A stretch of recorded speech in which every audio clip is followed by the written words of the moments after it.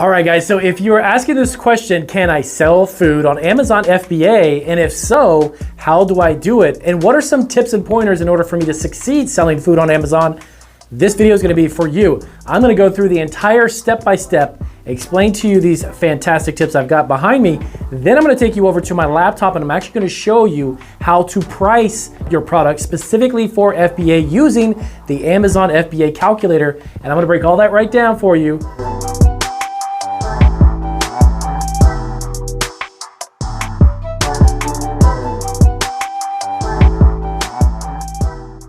All right, guys, so it is Damien and we are back. As I mentioned in the introduction, I'm super excited about showing you this information. If you are looking to scale a food business and sell your packaged food products and tap into Amazon FBA, but you're not very sure exactly how this works, you've heard about what FBA is. So this video is gonna be for any beginner who is wanting to sell a food product on Amazon, leverage their FBA service, and scale your food business very, very fast. So as you may or may not know, my name is Damien Roberti, founder and CEO of Marketing Food Online. I am a food entrepreneur along with my wife. We operate 6 e-commerce food businesses and have been on Amazon for roughly 8 years, a little over 7 years now, and we've had a lot of great success and have scaled our sales dramatically being on Amazon. So I bring you Marketing Food Online YouTube channel for that very reason, to share my experience with you. Now let's jump right into it. So number one, the first thing you need to understand is that you have to get ungated in order for you to jump into the gourmet food category. Now, ungated, to make it really quick, I don't want to spend too much time in this video about what it is. It is a process where you have to get ungated. You have to get the thumbs up, if you will, and they will allow you to sell on that specific category. Not every category on Amazon is a category that will allow you to simply just open a store and start selling. The gourmet food one is one that you have to get vetted. They need to see certain documentations, business licenses, food, business insurance policies. You need to also have invoices and such for 3 to 4, 5, 6 months out. So there's a bit of a process, but it's definitely worth it if you're wanting to truly scale a business online through e-commerce. So the first thing you want to understand is this: understand your costs. Now, you may be like, well, Damien, that's kind of trivial. I already knew that. No, it's going to lead into something later when I show you on the laptop why that is very, very important. And what exactly does it cost to make your product? So understand, again, this video being for beginners, you want to know what is the labor. If you have a staff of people and they produce a certain amount of those products, those individual packaged food items, how much can they produce a day? How much are you paying the people to make it? And then break it down per actual package on top of the ingredients for the product, the label for your item, and even the packaging. If it's a bag, a bottle, a jar, whatever it may be, all of that goes into your costs. But you need to truly understand how much exactly it is. It's gonna play a very important role in what I'm gonna show you over on my desk there in a minute. So understanding the cost per unit, okay? Next up, number 2, understand your retail. Now, and again, this will be very handy in a minute when I show you that FBA calculator. You need to have a price point around $25 to about $35. This is what I have picked up over the last 12 years or so being online. Our average sell price per transaction is around $27. So if you find a price point somewhere around there, you're gonna need to bundle a product. You need to put some packaging of products together, but you don't wanna be selling it for $9. And again, I'll explain all of this when I show you the calculator, and you'll be shocked at when I show you. If you sell a product for $9 and you're trying to tap into FBA, not gonna work, okay? Not gonna be profitable. If you sell a product for even $12, $15, you're gonna, depending of course on your cost of the product, it's gonna be cutting it pretty close, okay? So 25 to 35, whatever it is that you think you need to do to get that actual transaction to be in that range, you're gonna be making some money, okay? And I'll explain all of this in a second, what I mean by that. But selling an individual unit of a food product is very unprofitable. But when you begin to bundle them or group them or sell 6 at a time or 12 or so on, that's when you start to make money, and you've got to watch those costs very carefully, because I'll show you what Amazon's going to charge you for FBA. So next one up is shipping. Now, when you go through Amazon FBA, are you going to be charging the shipping or are you not? Okay, now again, you have to figure out how much it costs for you to actually ship a product, and you have to know the difference of what you as a seller, if you were to fulfill the order compared to FBA. And again, all of this will make sense in a second when I show you on the computer how we actually create the price points themselves for profitability. Number 4, best by date. Now, one of the tricks about selling food through Amazon FBA is that it's the very trick of knowing that you're going to go through inventory before the best by date. Some products have a very long shelf life. If you're selling spices, that's one of the best things. If you're doing granola or dried nuts, you have a big window of expiry, right? Your best buy date by then. But if you're selling products that have a 3 month, 4 month, 6 month window of expiration or best buy, that's going to be something you need to monitor very carefully, because as it approaches that best buy time frame, Amazon sees that it's in stock. They're going to pull it before the best buy date, and I believe, if I'm not mistaken, it's around 50 days. I'll double check on that specifically.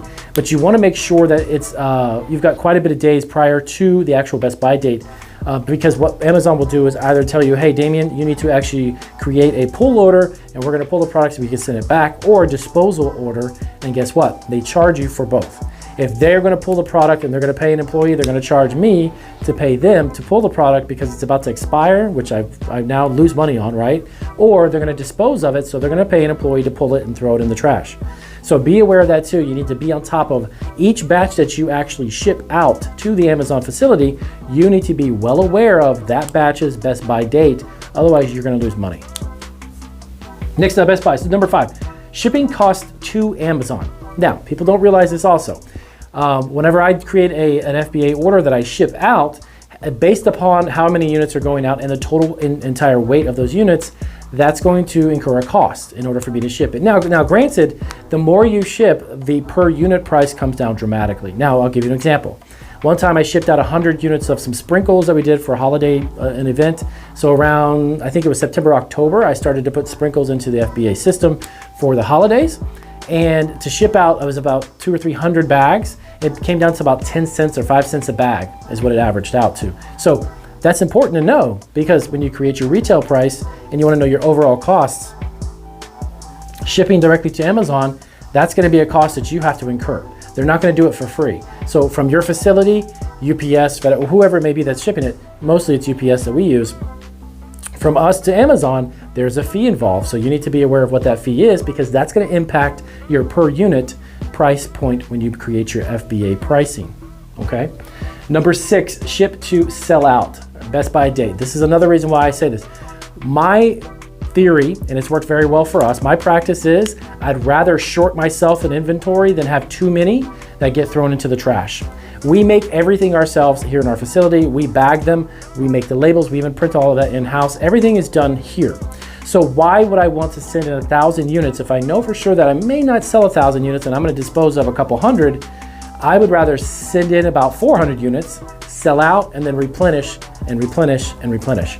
That's the one thing that's different about food. Food is different because you have a very small window of best buy, right?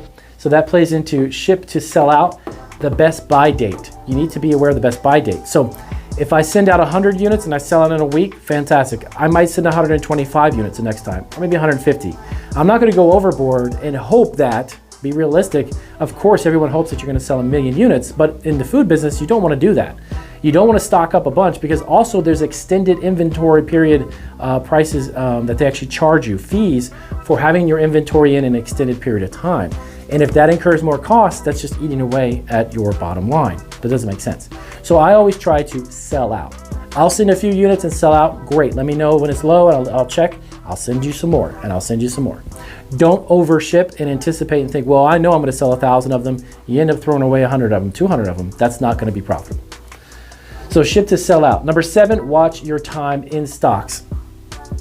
That is the other thing I was to tell you about, is that you want to make sure that you are not exceeding a longer duration of inventory in their warehouse where they're warehousing your product and they're charging you extended fees. You don't want to incur those, because that is going to be based upon the time and duration, of course, but also the amount of space that it's actually taking up. So that is something you don't want to incur. So these are some tips that you want to be aware of. These are probably one of the most ultra important aspects of creating a food business through FBA. FBA is fantastic, and as always, it can tremendously scale your business in a very fast time. You need to understand, though, before you do it, understand how this works, because that makes you understand your product better. I'll give you some examples. If you're selling a hot sauce that's in a bottle, for instance, that is something that could stay on a shelf for almost probably close to a year. Spices, things of that sort, dried nuts, granolas, those things are really easy to stock and keep in hand. Now, let's go to like chocolate pretzels. Not a good idea, because there's a lot of the warehouses that don't have proper temperature settings that will not be conducive to chocolate coated items or candies. Do you do truffles? Good luck. because there's a lot of feedback you can see on Amazon for orders that have been fulfilled by Amazon that are chocolate related, and the feedback is horrible. Why? Because the temperature, the transit, the handling of the product. So if you have like a gourmet truffle or a gourmet chocolate business or something like that, it's very difficult to execute that in a way that'll be profitable because of the temperature alone. It will totally mess up your product. So dry items, long shelf life, durable packaging, you're good to go. Really quick side note, glass packaging. I just mentioned hot sauce, so I'll give you an example. Most hot sauces are put into a hot sauce bottle, which is a glass product. I do not recommend using any type of glass. What are the chances and the odds, Damien, of my glass bottle breaking? Pretty considerable, to be honest with you. I worked in food retail for about 20 plus years before I even started my own business, and I can tell you when we would receive cases of glass products, doesn't matter what it is, but it's in glass, if one box breaks, you have an entire case that breaks.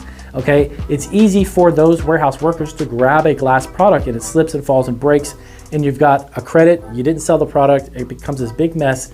If you can do plastic, I highly recommend you do plastic. If you can do a biodegradable plastic, whatever it is, don't do glass, okay? Real quick tip. And the next one up was the temperature sensitive. Yes, it's a big no-no. So like I mentioned before, just briefly, about anything that has the potential to melt or the quality of the product is going to be hindered by the temperature in the warehouse, don't send it in, okay? I mean, actually, Amazon even says it on their website. They even mention it on the website. It says, look, there are products that do not do well in our warehouse, we're going to admit, so don't send them to us.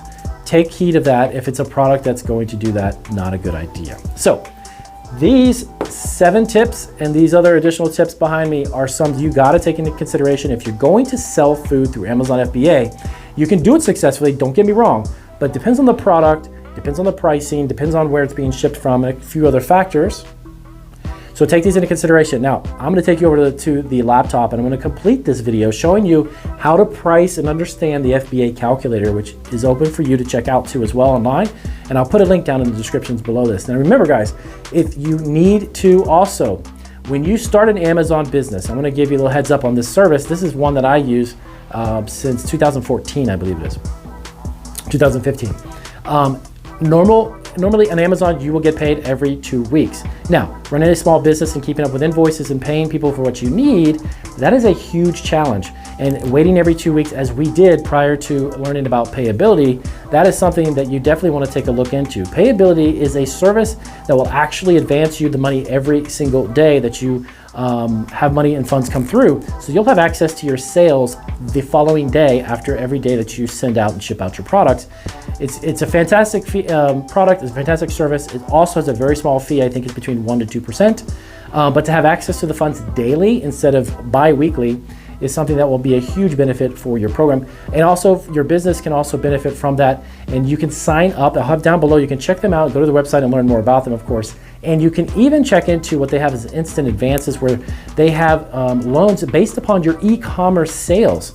So on Amazon, when you begin to sell on Amazon, and let's say you do about $15,000, $20,000 a month, they will actually give you capital with no credit check, with absolutely nothing to do with nothing more than your sales based on your Amazon sales, or your store on Amazon, Walmart, eBay, Newegg as well. You can check out those different platforms. If you sell on them, you should definitely take a look at payability, sign up, and they will give you a handful of fantastic benefits for your small business, including those advances on your sales, allowing you to tap into a loan without even tapping into your credit. So just a really quick thing I wanted to plug out there for you and let you know about. So let's hop onto the laptop and I'll take a look. All right, so as I mentioned back in the board over here on the wall behind me here, I'm on my laptop right now, recording my screen. I want to show you step by step what I mean by using the FBA calculator and how this can explain to you where you need to be with your price point, understand the fees involved, and how to calculate the right price so your food product actually makes you money, okay? So let's dive right into it. As I see here on my laptop, I've got it up and running. This is the Fulfillment by Amazon Revenue Calculator. And you need to just type in a few. Now I'm going to put in some information based on some of the products that I actually sell, and I'll give you some examples from my own experience with Amazon FBA for your food business. Now, right here is the estimated new product size package dimensions. Now this bag, there's actually one bag of snacks that we actually use. It is 6 inches by 9 by 2. It weighs 1 pound. And of course the gourmet food category. All right, so let's do an estimate here, and then I want to break this down for you over here. All right. Now, On the left side, this is your fulfillment and Amazon fulfillment. So if you are a seller who is selling your own product and fulfilling it, meaning that you are pulling the order down, you're printing the shipping label, putting the product into a box, boxing it up, etc., everything on the back end, and then shipping that to your customer, and you either charge shipping or you give them free shipping. All of these factors go into your fulfillment, okay? So the first thing is item price. You got to understand what that means. Of course, price is charged to the customer. Amazon adds the item price and shipping when assessing competitiveness across sellers. So for instance, if you happen to be selling the exact same food item, which if you're making your own food product, you need to be, I highly recommend a registered brand. That way you have some protection for your brand through Amazon, and that's a whole nother video. But you want to make sure that you do that as well, okay? But you're going to type in, just as an example, I'm going to put in here $9.99. And I'll explain to you the importance, as I mentioned before on the whiteboard, the reason why you want to bundle a product instead of individually selling it. That's going to come into play very soon. Shipping. Now, I'm going to put down 1 pound bag is between about $7 to $8 to ship. Yes, it costs that much. It's crazy, but yes. All right, so I'm going to put $7.99. And let's just make sure, sorry about that, guys. There we go. $7.99. Now, this is going to be the sum of the item price and the delivery, and that's going to show up right here. Cost the seller to fulfill. So for me, I'm just going to leave that 0 because I personally am the one that fulfills. I do all the FBA shipments and such myself, so I'm not going to put anything there. Monthly storage cost per unit. The amount is cost to store a single unit. Remember, this is based upon an individual unit of your product, okay? At Amazon, this was reflected monthly storage fee. So I'm going to give a hypothetical. Just per unit, this small one is about 50 cents. Average inventory stored, I'm going to put 100 units. The cost of this product to make it is, let me see, okay, so our mixed nuts, that one there is like $1.95. So it's around $1.95 to make. And I'm going to retail it for $9.99. Now I'm going to change that in a second, I'll explain. Okay, now we're going to calculate. Okay, so this is before I fill out the Amazon fulfillment. Now, let's do it this way. Let's see, what is it going to cost me for Amazon? 0 on that one to charge shipping to Amazon. That's what I spoke about a little bit earlier, right? So here's what I'm going to tell you. This 1 pound bag cost me, if I shipped, let's say 50 bags and they're 1 pound each, it's 50 pounds. How much does it cost for each individual unit? And I'm going to guesstimate probably around 35 cents is what I can get it to. This is also going to be determined on the closest fulfillment facility. When you do an FBA shipment, Amazon's going to send you to the closest one possible, and then from there they'll disperse it or dispense it to other facilities in other parts of the country if they deem fit, okay? So now average inventory, again, let's just go ahead and say we have 100. And the cost of the product is the same, right, obviously, except for this additional shipping costs. Now let's see what it's like to have Amazon do it. Yeah. Not very good. This is what I talked about earlier, so I'm going to show you how to get around this.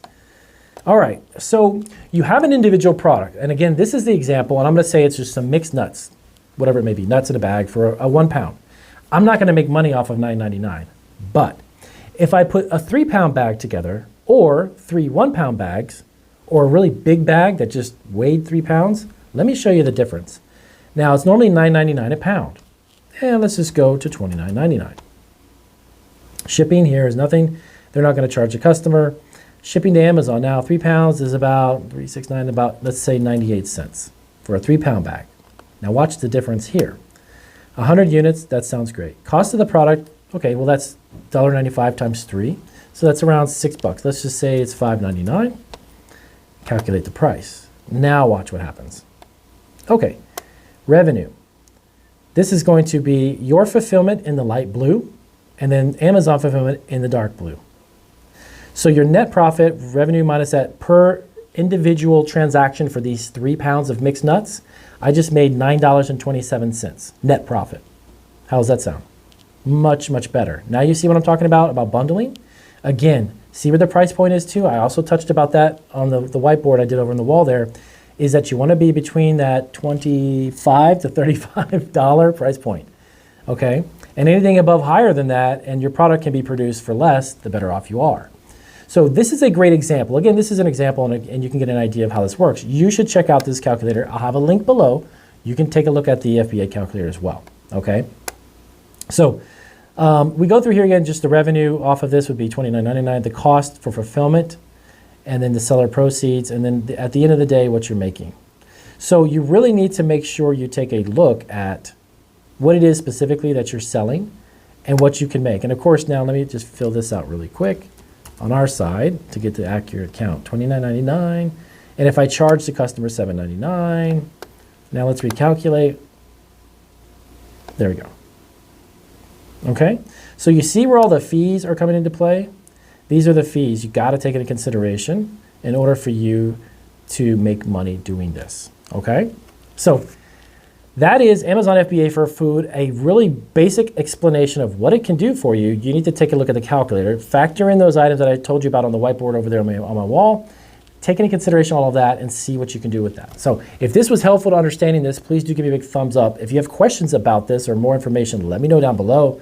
And of course, I'll see you guys on our next video.